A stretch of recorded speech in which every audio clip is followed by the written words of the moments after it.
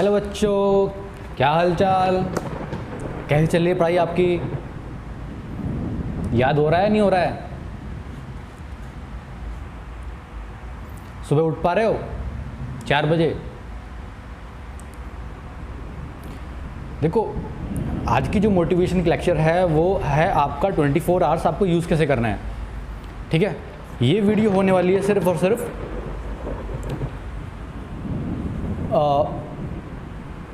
5 minute की है। 5 minute से ज़्यादा नहीं लूँगा आपके, ठीक है।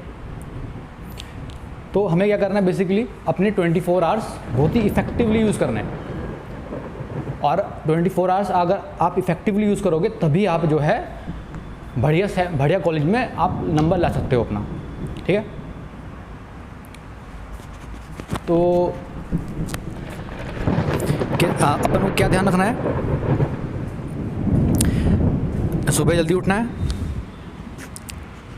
4 बजे उठना है या 5 बजे उठ जाओ और रात में 10 बजे सो जाओ। लेट नाइट मैं प्रेफर नहीं करता हूँ कि बंदा लेट नाइट पढ़ेगा, ठीक है। बहुत सारी दिक्कतें हैं, मेडिकली प्रूवन कर दिया गया है कि रात में पढ़ना सही नहीं होता है आँखों के लिए और दिमाग के लिए भी, ठीक है। टुडे अब मैं बताऊंगा आपको कि रात में अगर आप नहीं सोते हो और आप पढ़ाई करते हो रात में 4 बजे तक 5 बजे तक, तो आपको क्या दिक्कतें आएंगी, ठीक है। अगर आप लेट नाइट तक पढ़ते हो तो हमारी जो बायोलॉजिकल क्लॉक है, ठीक है, वो डिस्टर्ब हो जाएगी। वो कैसे? एक तो जो एग्ज़ाम होता है नीट का या फिर आईआईटी का, वो सुबह होता है, मतलब दिन में होता है। तो जो 3 घंटे आपको एक्टिव रहना होगा उसमें आपका माइंड जो है वो एक्टिव नहीं रहेगा, ठीक है। तो आपको क्या करना है, आपको अपने आप को दिन में एक्टिव करना है ज़्यादा, रादर नाइट। आपको नॉकटर्नल नहीं बनना है, आपको दिन में ही काम करना पड़ेगा। आप रात को सो जाइए आराम से। और बेसिकली बच्चों जो नींद होती है ना, हमें जिनको अच्छी नींद आती है ना उनको मतलब दे जस्ट फील लाइक नींद, मतलब दे ignore the sleep. But actually में क्या है कि जो हमारी स्लीप होती है वो हमारी बॉडी के लिए बहुत बड़ा हीलिंग फैक्टर होती है। क्या होती है? Healing factor. जैसे किसी का पैर में चोट लग गई, ज़ख्म हो गया, ठीक है ना, तो हमारी जो स्लीप होती है वो ही उस ज़ख्म को भरती है। डीप स्लीप जो है वो हमारी बॉडी के अंदर से काफ़ी इंटॉक्सिकेशन और आपकी बॉडी के अंदर हीलिंग करती है, राइट। हीलिंग, तो sleeping is very important, is one of the. और मेमोराइज जब आप करते हो चीज़ों को, तो मेमोराइज करने में जो है आपकी स्लीप जो है बहुत इंपॉर्टेंट फैक्टर करती है। अब आप रात को 4 बजे तक पढ़ लिए, फिर अगले दिन तुम्हारा पूरा वेस्ट हो गया, तो उसका कोई मतलब नहीं है, राइट। तो आप जो है टाइमली सो, टाइमली उठो। घर वाले बोलते हैं सुबह 4 बजे उठो, रात को 10 बजे सो। कोई बच्चा मानता नहीं है। क्यों नहीं मानता है? पता है क्यों? क्योंकि घर वालों के पास रीज़न नहीं है। Why should the person wake at 4 AM? अगर घर वाले बच्चों को जस्टिफिकेशन दें कि 4 बजे उठने से ये फ़ायदे होते हैं, रात को 11 बजे सोने से 10 बजे सोने से ये फ़ायदे होते हैं, तो बच्चे करेंगे। अब जस्टिफिकेशन नहीं है ना, बच्चे सब चीज़ का जस्टिफिकेशन मांगते हैं, ठीक है ना। बच्चे जितने भी स्टूडेंट्स हैं सब कहते हैं भाई क्यों उठे 4 बजे, क्यों सोए 10 बजे हम। So I will give the example, I will give the reason for each and everything. आप 4 बजे 5 बजे क्यों उठते हो, आप रात को क्यों जल्दी सोते हो, ठीक है ना। देखो बच्चों, हमें एक ऐसा टाइम टेबल बनाना है जो लंबी रेस का घोड़ा रहे, राइट, जो लंबे समय तक चले। ऐसा नहीं कि सिर्फ एग्ज़ाम टाइम में अपने कर लिया और अपने जो है झंडे गाड़ दिए।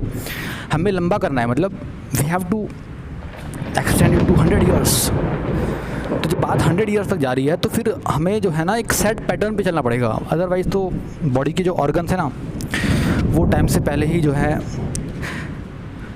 जवाब दे देंगे, राइट। आंखें ख़राब हो जाएंगी, कान बहरे हो जाएंगे, हाथ काम करना बंद हो जाएगा, पैरालाइज आ जाएगा, बहुत सारी बीमारियां हैं। डॉक्टर तो बन लिए, फिर डॉक्टर तो नहीं बन पाओगे ना। तो टाइम फॉलो करना है। और ऐसे बच्चे बहुत होंगे, सर बोलते हैं सर हम टाइम टेबल फॉलो नहीं कर पाते, हम टाइम टेबल बनाते हैं और हम टाइम टेबल फॉलो नहीं कर पाते। ऐसे बच्चे बहुत होंगे, पढ़ाई में मन ना लगना और टाइम टेबल फॉलो नहीं होना। देखो टाइम टेबल तो फॉलो करना पड़ेगा, ठीक है ना। कोटा में बच्चे टाइम टेबल फॉलो करने ही, वहाँ पे एक माहौल मिलता था, पढ़ाई का, तो बच्चे वहाँ पर क्या करते थे, दिन में 8-8 घंटे 10 घंटे आराम से निकाल लेते थे पढ़ाई करने के। तो वही टाइम टेबल अगर आप अपने घर में फॉलो कर सकते हैं तो बढ़िया है, अदरवाइज तुम्हें बाहर रहना पड़ेगा जहाँ पे तुम आराम से 8-10 घंटे सेल्फ स्टडी कर सको, राइट। तो टाइम टेबल फॉलो नहीं हो रहा है, इसका मतलब you are not living a discipline life, इसका मतलब साफ ही है, कहीं ना कहीं कुछ ना कुछ लाइफ में गलत हो रहा है, something is missing in the life, right. तो ये तो हो गया याद करने का, मतलब पढ़ाई करने का। और 24 घंटे में से आपको क्या करना है, शाम में रिवीजन करो, ठीक है। शाम का टाइम जो होता है रिवीजन के लिए रखो। बाकी सुबह सुबह जो है नए टॉपिक पढ़ो जो तुमने पढ़े नहीं है ना, क्योंकि सुबह सुबह एनर्जी लेवल बहुत हाई रहता है। तो क्या होता है कि आप नए टॉपिक जो हार्ड क्वेश्चंस हैं, टफ टॉपिक्स हैं, वो सुबह सुबह पढ़ लो, कोई दिक्कत नहीं है। शाम में रिवाइज़ कर लो। और वैसे भी हफ्ते में एक दिन तो रखो कम से कम रिवाइज़ करने का, संडे रखो, कि जो तुमने पूरे हफ्ते पढ़ा वो तुम संडे में एक बार रिवाइज़ करोगे, ठीक है। And use a revision technique, अपने पास मार्कर रखो, रेड मार्कर, नहीं sorry highlighter, red highlighter, green and yellow. जो सबसे इम्पोर्टेंट है उसे रेड कर दो, जो मतलब थोड़ा सा कम इम्पोर्टेंट है उसे ब्लू कर दो, जो उससे कम इम्पोर्टेंट है उसे ग्रीन कर दो, मतलब ताकि तुम उस हिसाब से रिवाइज़ कर सको। जो मोस्ट इंपॉर्टेंट होगा उससे हम एग्जाम में रिवाइज़ करेंगे, तो जो लेस इंपॉर्टेंट है वो ऑटोमेटिकली आपको याद आ जाएंगे, मतलब वो पढ़ने की ज़रूरत नहीं है। वो तो वैसे बैकग्राउंड म्यूजिक चलता है, बैकग्राउंड म्यूज़िक, ऐसे ही आपको जो छोटे कॉन्सेप्ट हैं वो याद रहेंगे अगर आपने अच्छे बड़े वाले कॉन्सेप्ट याद कर लिए तो उससे क्या है कि आपको थोड़ा बर्डन कम रहेगा। आपको अगर पूरी इतनी मोटी बुक रिवाइज़ करनी है तो सिर्फ आपको 5 से 10 पेज पढ़ने पड़ेंगे, क्योंकि उसमें सिर्फ वो टॉपिक होंगे जो बहुत इंपॉर्टेंट होंगे, राइट।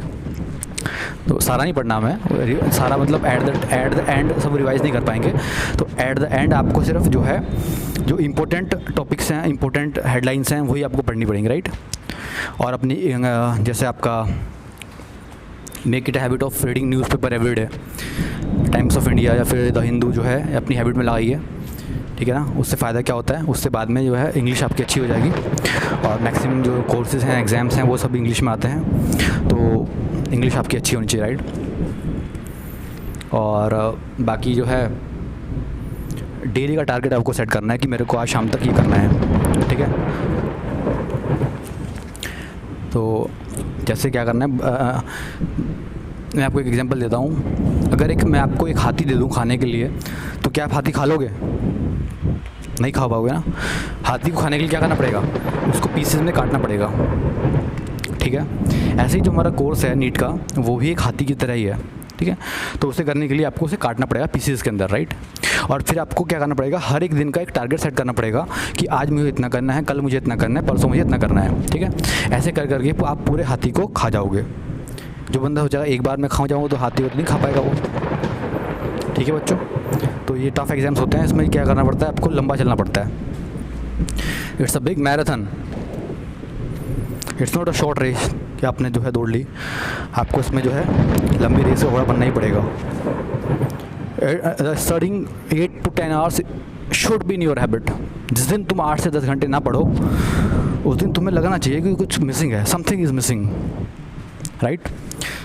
तो आज का लेक्चर, आज का मोटिवेशन लेक्चर यहीं पे वाइंड अप करते हैं। कल फिर मिलेंगे इसी जगह इसी समय। तब तक के लिए नमस्कार, बाय बाय, गुड डे।